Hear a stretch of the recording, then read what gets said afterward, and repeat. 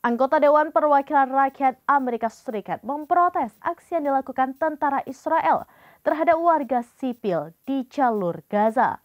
Bahkan mereka mengatakan Perdana Menteri Israel Benjamin Netanyahu pembohong.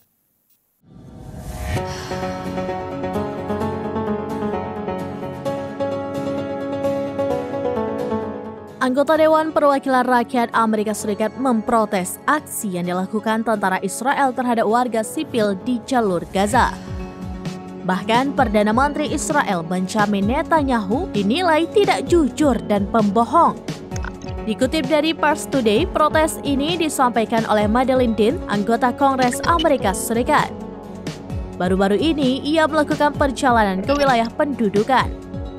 Dikatakannya serangan Israel di jalur Gaza melebihi apa yang diberitakan di media selama ini. Anggota Dewan dari Partai Demokrat ini lantas mengkritik janji Netanyahu. Menurutnya, janji palsu Perdana Menteri untuk melakukan serangan yang tepat melindungi warga sipil dan penciptaan zona aman tidak dapat diterima. Rezim Zionis dan para pemimpinnya telah didiskreditkan di kalangan umat Islam di dunia sejak awal berdirinya. Namun, kini penentangan semakin meluas, termasuk dari Amerika Serikat karena tindakan Israel yang dinilai brutal di Gaza.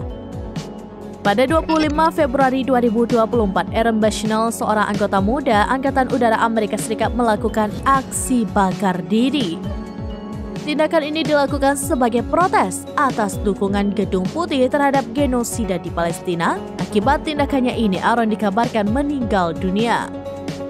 Sementara berdasarkan pengumuman Kementerian Kesehatan Palestina, jumlah korban tewas akibat serangan tentara Israel di jalur Gaza sejak Oktober mencapai 29.954. Sementara jumlah korban luka mencapai 70.325 orang.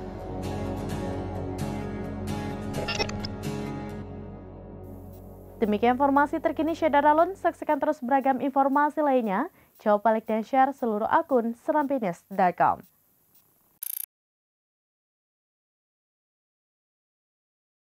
Download Tribun X sekarang, menghadirkan lokal menjadi Indonesia.